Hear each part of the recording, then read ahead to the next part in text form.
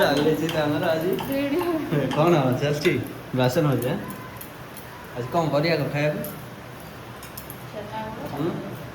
ଛେନା ଗୁଡ଼ ପାଚିଲା କରିଦେବେ ସେଟା କେମିତି ହେବ ଛେନା ଗୁଡ଼ ପାଚିଲା କରିଦେବେ ସେଟା କେମିତି ହେବ କ'ଣ ଆଜି ଭାତ ବସେଇଲେଣି ଭାତ ବସିଗଲା ତାପରେ ଅଛି ପୋଟଳ ତରକାରୀ କରିବୁ ପୋଟଳ ତରକାରୀ କଲା ବେଳେ ଖାଇବୁ ଆଉ କରିବୁ ଆଜି ପୋଟଳ ତରକାରୀ ବିନା ପିଆଜ ରସୁଣ ନା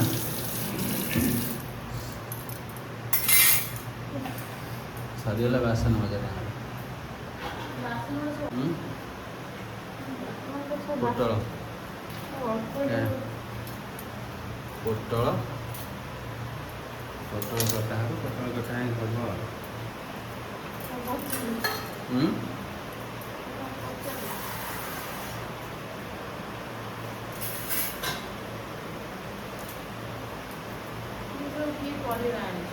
ପରିବାଟା କିଛି ନାହିଁ ନଥିଲା ବା କହୁଛି କାଲି ବର୍ଷା ହେଉଛି ନା ପ୍ରବଳ ଆମ ଏଠି ବର୍ଷା ଭୟଙ୍କର ବର୍ଷା ହେଉଛି ଆଉ ମାର୍କେଟରେ କିଛି ହିଁ ମିଳୁନି କାଲି ଯାଇଥିଲି ମାର୍କେଟ ଖାଲି ପୋଟଳ ଧରିକି ଆସିଛି ପୁଣି ଆଜି ଯଦି ବର୍ଷା ଛାଡ଼େ ସନ୍ଧ୍ୟାବେଳକୁ ଯିବି ଯାଇକି ମାର୍କେଟ ପଇସା ନେଇକି ଆସିବି ପରିବାପତ୍ର କ'ଣ ଧରିକି ଆସିବି ଆଉ ନହେଲେ ଖାଇବୁ କ'ଣ ବର୍ଷା ତ ଭୟଙ୍କର ବର୍ଷା ହେଉଛି ଗୋଟେ ମିନିଟ୍ ଦେଖାଉଛି ବର୍ଷା ହାଁ ମଟର କାବୁଲ ଛୋଲା ଆଉ କ'ଣ ଆଉ ଏ ଯୋଉ କ'ଣ ସେଟା ସୋୟାବିନ୍ ରଖିବେ ସେ ଆଉ ଖାଇବେ ଦେଖନ୍ତୁ ବର୍ଷା କେମିତି ହେଉଛି ଏଇଭଳିଆ ବର୍ଷା ତମେ ପଦାକୁ କେମିତି ଯିବ କ'ଣ ନେଇକି ଆସିବ କ'ଣ କରିବ କହିଲ ଏଇ ଯେଉଁ ବର୍ଷା ଭାଇରେ ପୁରା ରାତି ଭରି ଢାଳୁଛି ରାତି ଭରି ଏଭଳିଆ ଢାଳୁଛି ଢାଳିବ କେମିତି କ'ଣ ଖାଇବ ଆମର ଏଇଟା ରୋଡ଼ଟା ଏଇଠି ରୋଡ଼ରେ ଗାଡ଼ି ଯାଉଛି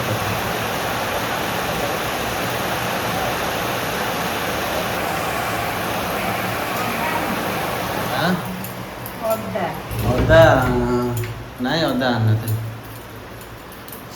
ଅଦା ପୁରା ଓଦା ହେଇଯାଇଛି ପୁରା ପଚିଲା ଟାଇପ୍ର ହେଇଯାଇଥିଲା ସବୁ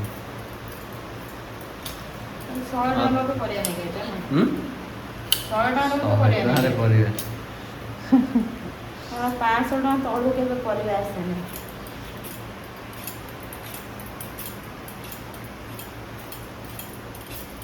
କାଲି କେତେ ଟଙ୍କା ଆସନ୍ତି ପରିବା କେତେ ଆସିଥିବ କିଛି ଆଣିନାହିଁ କିଛି ଆସିନି ବା ମୁଁ କ'ଣ କହୁଛି କିଛି ଆସିଛି ଖାଲି ପୋଟଳ ଧରିକି ଆସିଛୁ ଆଉ ବର୍ଷା ପକେଇଲା ନା ଆମେ ତ ପଳେଇ ଆସିଲୁ ଆଉ କିଚନ୍ ନାହିଁ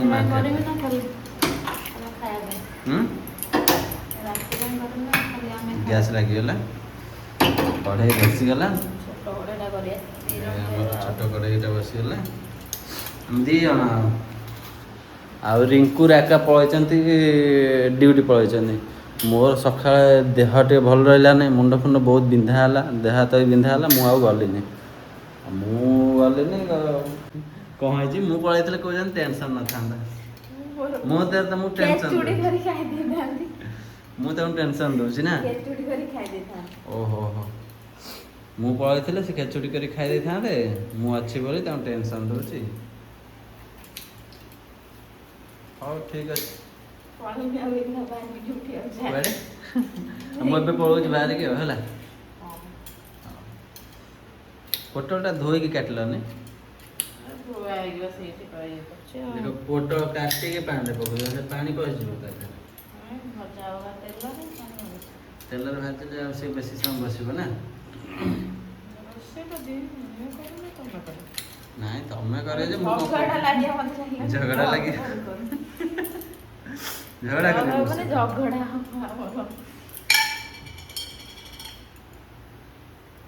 ତେଲ ପଡ଼ିଗଲା 2 tablespoon oil ସେଟା କେମିତିଆ ସୋରିଷ ତେଲ ଆଉ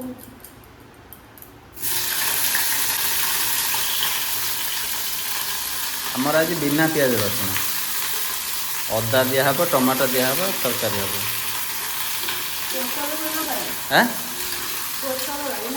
ପୋସ୍ତ ନା ପୋସ୍ତ ଦିଅ ନା ଭଲ ଲାଗୁଛି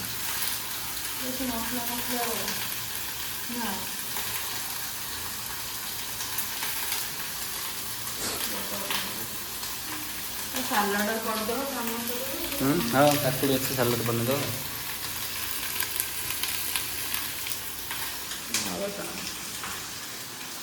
ଆମର ଚାଲିଛି ରୋଷେଇ। ବର୍ଷା ପ୍ରବଳ ହେଉଛି। ଇଆଡ଼ୁ କରିଦେଲେ ଇଆଡ଼ୁ ହଁ ଆଉ ପଛରେ ନଷ୍ଟ ହେଇଯାଉଛି। ଆଳୁ ସବୁ ପଚି ଯାଉଛି ବା ବର୍ଷା ଦିନେ। ଟିକେ ହେଇ ବର୍ଷା ହେଇ ଛାଡ଼ିଲା। ବର୍ଷା ଛାଡ଼ିଲା କ'ଣ ଏଇ ଛାଡ଼ିଛି, ହେଇ ଝିପି ଝିପି ଝିପି ଝିପି ହେଉଛି ଆଉ ପୁଣି ହେବ ଆଉ।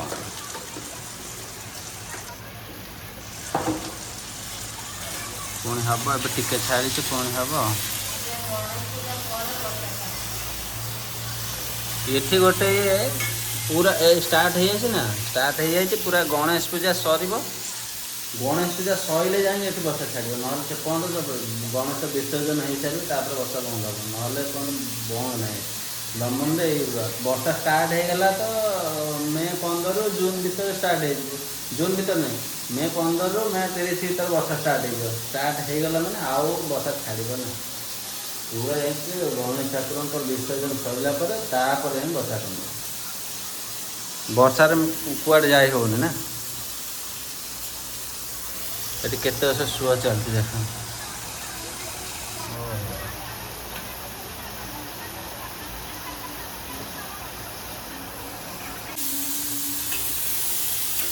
ପୋଟଳ ଭାଜିଲ ନା?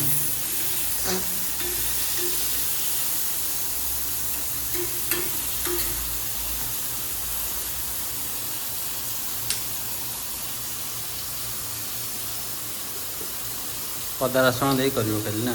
ଅଦା ରସୁଣ ନା ସରି ଭାଇ ତ ପିଆଜ ରସୁଣ ଖାଇବନି, ମୁଁ ରସୁଣ କରିଦେବି। ଅଦା ଆଉ ଟମାଟୋ ନା?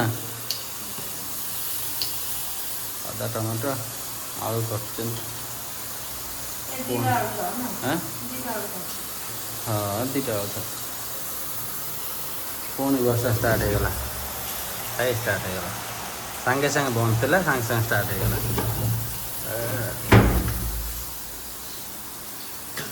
ସରିଗଲାଣି ତରକାରୀ, ସରିଗଲାଣି। ଆଳୁ ପକେଇ ଦେଇଛ, ପୋଟଳ ପକେଇବ ନା? ରୋଷେଇ ହଁ ଯାଉଛି, ମୁଁ ଗାଧୋଇ ଯିବି। ବ୍ଲଗ୍ଟି ଏଇଠି ଏଣ୍ଡ କରୁଛି। ରାତି ବହୁତ ହେଇଗଲାଣି, ଖିଆପିଆ ସରିଗଲାଣି। ଆଉ କରିଛନ୍ତି ମୋ ସାଙ୍ଗରେ ସବୁବେଳେ କଣ୍ଡିଆକୁ ଭଜିଆ କରୁଛନ୍ତି, କ'ଣ କରିବି। ଠିକ୍ ଅଛି ଫ୍ରେଣ୍ଡସ୍, ଗୁଡ଼୍ ନାଇଟ୍, ଟାଟା।